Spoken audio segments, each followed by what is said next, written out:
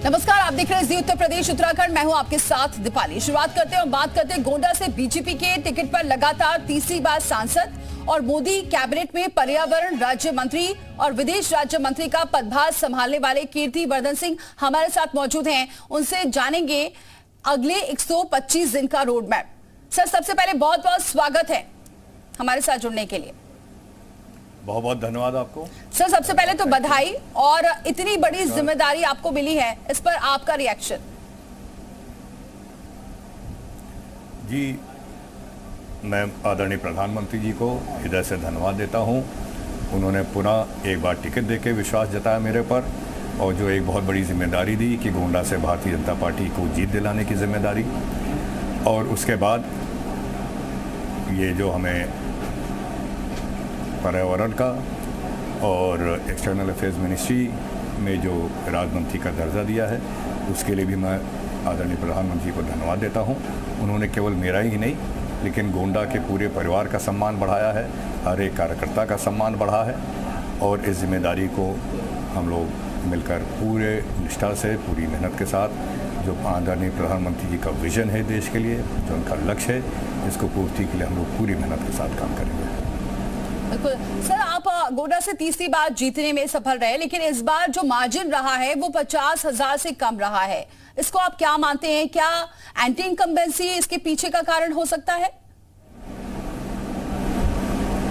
देखिए, anti incumbency तो उनके लिए लागू होती है जो अपने क्षेत्र में काम नहीं करते हैं। अगर आप गोंडा रिकॉर्ड उठा लें पिछले 10 साल का, तो आप देखिएगा कि आदरणीय प्रधानमंत्री जी के नेतृत्व से और आदरणीय योगी जी के सहयोग से गोंडा में जितना काम 10 साल में हम लोग करा ले गए हैं, उतना कभी नहीं हुआ है। ये एंटी इनकम्बेंसी का सवाल नहीं है, ये और चीज़ें हैं, जैसे कि प्रतिपक्ष ने, विपक्ष ने जिस तरह से झूठे तरीके से र्यूमर्स फैलाए गए संविधान को लेकर, और जिस तरह से एक फर्जी दिलासा दिलाया गया कि 8-8 हज़ार रुपये मिलेंगे गरीबों को, ये सभी चीज़ें उसमें जुड़ी हुई हैं। उसके साथ साथ और भी जो कुछ भी कमियां हैं, उसको हमारे पार्टी का शीर्ष नेतृत्व जो है उसको एनालिसिस करेगा, और उसमें कोई दो राय नहीं है कि इससे अगर जो भी कमी है उसको पूरा करके हम लोग और स्ट्रॉन्ग और मजबूत हम लोग यूपी में और पूरे देश में हम लोग बनेंगे। सर, बहुत बड़ी जिम्मेदारी आपको दी गई है। एक तरफ पर्यावरण मंत्रालय की और दूसरा विदेश मंत्रालय में आपको एस जयशंकर के साथ काम करना होगा। कितना ये आपके लिए चुनौतीपूर्ण है, और जो 125 दिन का एक रोड मैप प्रधानमंत्री ने दिया है, उसको कैसे आप आगे बढ़ाएंगे? देखिए, ये चुनौतीपूर्ण तो है ही है, लेकिन ये मेरा सौभाग्य है कि मुझे आदरणीय भूपेंद्र यादव जी जैसे कैबिनेट मंत्री और आदरणीय जयशंकर जी जैसे कैबिनेट मंत्रियों के साथ काम करने का अवसर मिला है। और ये मेरे लिए भी अवसर है कि मैं अपनी क्षमता पार्टी के लिए और देश के लिए मैं दिखा सकूं, और इसका मैं पूरा, जैसा कि मैंने पहले कहा, पूरी मेहनत के साथ में लगूंगा। और इसमें माननीय मंत्री जी का, जो हमारे कैबिनेट मंत्री हैं, उसके साथ साथ माननीय प्रधानमंत्री जी का हम लोग को मार्गदर्शन मिला करेगा। उसमें कोई दो राय नहीं है कि जो माननीय प्रधानमंत्री की अपेक्षा है उसको हम लोग पूरा करेंगे, जो देश की अपेक्षा है उसको हम लोग पूरा करने में सफल रहेंगे। सर, 2023 में आपने एक ऐतिहासिक कार्यक्रम में अपनी भागीदारी के बदौलत ध्यान लोगों का आकर्षित किया था। तो ऐसे में क्या आपका भी अपना कुछ विजन है जिससे जो आपको मंत्रालय दिया गया है उससे और अच्छा रिस्पांस मिले और आगे बढ़ सके? देखिए, ये तो कहने की बात है ही नहीं है कि हम लोगों को बहुत अच्छा परफॉर्मेंस करना है। अब इसके लिए जो रोड मैप तैयार किया गया है, जो दोनों मंत्रालय की जो स्ट्रैटेजी है, जो हम लोगों को जो कार्य क्षेत्र सौंपा जाएगा, तो उसमें हम लोगों को मिलकर काम करना है। उसके साथ साथ हम लोगों को इनिशिएटिव लेना है कि कोई नई आइडियाज़ हों, कोई नए ढंग से क्या किया जा सकता है पर्यावरण को लेकर, और ख़ास करके विदेश मंत्रालय में, वो भी हम लोग समय समय पर, क्योंकि मैं जूनियर मिनिस्टर हूँ, तो मैं अपने जो हमारे कैबिनेट मंत्री हैं उनको मैं अपनी तरफ से दिया करूंगा, और बाकी हम लोग मिलजुल कर जो कुछ भी स्ट्रैटेजी बनाएंगे उस पर हम लोग, उसके अनुपालन में हम लोग साथ साथ चलेंगे। ठीक है सर, इसी से जुड़ा एक और सवाल है, क्योंकि पर्यावरण एक वैश्विक मुद्दा रहा है और इस पर भारत काफी काम भी कर रहा है और आगे करता रहेगा, क्योंकि ये प्रधानमंत्री के विजन में हमेशा से ही रहा है। लेकिन इसके बावजूद जो पश्चिमी देश हैं, चाहे भारत चीन की बात करें, इस मामले को लेकर निशाना बनाते रहे हैं। तो इस पूरे मामले को आप किस तरह से देखते हैं?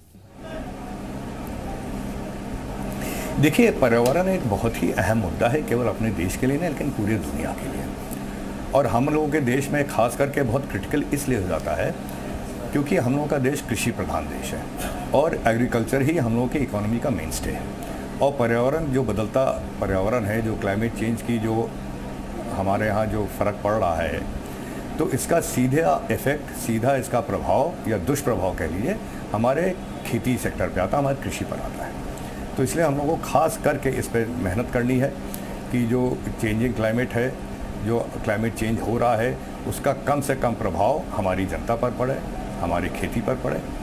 और इसके साथ साथ जहाँ तक हम लोगों के देश की बात है, जो हम लोगों का कमिटमेंट रहा है पर्यावरण को लेके, जो हम लोगों का जो नेशनली डिटरमिन्ड कंट्रीब्यूशन रहा है, मुझे खुशी है बताने में कि हम लोग एक ऐसे देश है पूरी दुनिया में जो उसको मीट कर रहे हैं। चाहे वो ऑल्टरनेटिव एनर्जी सोर्सेज की बात हो, चाहे वो ग्रीन हाउस गैसेस को कंटेन करने की बात हो, हम लोग इस दुनिया में लीड कर रहे हैं। ये बहुत खुशी की बात है और ये इसलिए संभव है कि माननीय प्रधानमंत्री जी के जो दूरदर्शिता रही है इस क्षेत्र में, उसके हिसाब से इस देश में काम हो रहा है। जी सर, अगर हम बात करें अब थोड़ा सा, क्योंकि यूपी की बात कर रहे हैं और लगातार बैठकों का दौर चल रहा है, सीएम योगी भी लगातार बैठक कर रहे हैं और ये देख रहे हैं कि क्या वजह रही है जो बीजेपी इतनी कम सीटें यहां पर ले पाई जो टारगेट दिया था।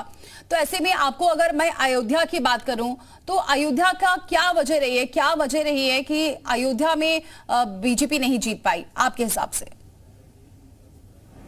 देखिए, जहाँ तक अयोध्या शहर का सवाल है, वहाँ हम लोग बहुत अच्छे वोटों से जीते हैं, लेकिन बाकी जो अगल लगे हुए क्षेत्र हैं, जो बाकी विधानसभाएं हैं, उसमें क्या वजह रही है उसका, जैसे कि मैंने कहा, उसका जांच चल रही है। उसका पार्टी का शीर्ष नेतृत्व उसको देख के बताएगी कि क्या है, और उस हिसाब से आगे आने वाले चुनाव के पहले हम लोग आप ही देख ही रहे हैं कि कितनी तेज़ी से हम लोगों की सरकार काम कर रही है।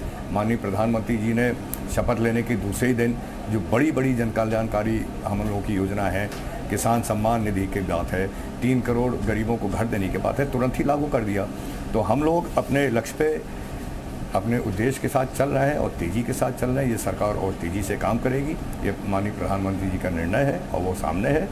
और इसमें जो हमारे, जहाँ तक अयोध्या की बात है, जो कुछ भी कमियाँ रही हैं, इसकी एनालिसिस हो रही है और उसका जो भी रिजल्ट आएगा उस हिसाब से हम लोग आगे काम करेंगे। सर, और एक और इससे से जुड़ा, क्योंकि आप क्षत्रिय समाज से आते हैं और चुनाव में इस बार देखा क्या था, काफी नाराजगी थी इस समाज के लोगों में, तो इसका क्या कारण रहा है? क्या लगता है कि इसका असर पड़ा है इस बार चुनाव में? देखिए, जहाँ तक आप एक तरफ से अगर क्षत्रिय समाज नाराज है, ये स्टेटमेंट गलत है। आप हमारे यहाँ देख लीजिए, हमारे बगल की सीट देख लीजिए, और भी जगह देख लीजिए, ऐसी बात नहीं है। कहीं कहीं कुछ पॉकेट्स में अगर कोई बात हुई हो तो उस हिसाब से उसको एनालिसिस किया जाएगा। जी सर, अगर अब ग्लोबल वार्मिंग की बात कर लेती हूँ, पर्यावरण की बात करते हैं, तो ग्लोबल वार्मिंग बहुत बड़ी समस्या है और पीएम मोदी लगातार इस पर बातचीत भी करते रहे हैं, चिंता भी जताते रहे हैं और कार्बन एमिशन घटाने पर खास जोर भी दे रहे हैं। तो बतौर राज्य मंत्री इस दिशा में आपका क्या कदम रहेगा और किस दिशा में फिर आप आगे बढ़ेंगे सर? देखिए, जैसे कि मैंने कहा, ये ग्लोबल वार्मिंग हम लोगों के लिए, देश के लिए खास करके खतरा है, क्योंकि हम लोगों का देश कृषि प्रधान देश है। उसका जो भी दुष्प्रभाव होता है सबसे पहले हमारे ये कृषि पे आता है। तो उसके लेकर, जैसे मैंने कहा कि स्ट्रैटेजीज बन रही है, उसी हिसाब से हम लोगों को काम करना है और ये जनता में संदेश भी देना ज़रूरी है कि ये जो खतरा सामने, उसको कैसे कंट्रोल किया जाए, कैसे रोका जाए।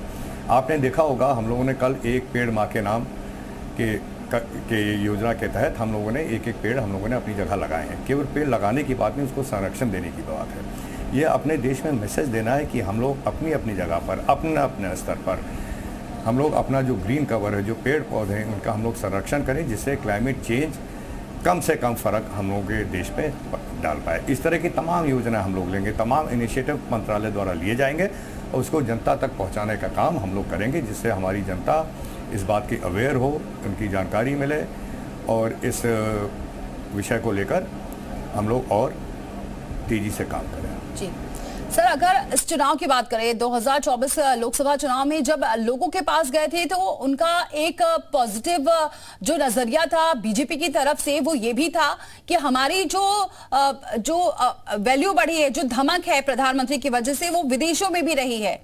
तो इसका बहुत बड़ा असर लोगों में देखने को मिला था। तो इसी पर मेरा सवाल आपसे है कि अब क्योंकि हमने देखा भी पिछली बार के कार्यकाल में बहुत कड़े फैसले लिए गए, 2-2 का जवाब दे दिया गया एस जयशंकर की तरफ से, चाहे वो हम कनाडा का मुद्दा हो, अमेरिका के मुद्दे की बात करें, पाकिस्तान के मुद्दे पर तो हमेशा स्टैंड एकदम क्लियर रहता है। तो ऐसे में आगे का क्या, किस तरह से एजेंडा रहेगा?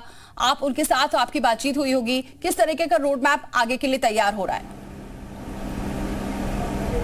देखिए, वो जो रोड मैप मंत्रालय में तैयार हो रहा है उसको अभी क्योंकि अभी सरकार बने कुछ ही दिन हुए हैं और माननीय आदरणीय जयशंकर जी ने अभी कुछ ही दिन पहले चार्ज लिया है, कल हमने भी चार्ज लिया है, तो रोड मैप फाइनल करने में कुछ तो समय लगेगा ही।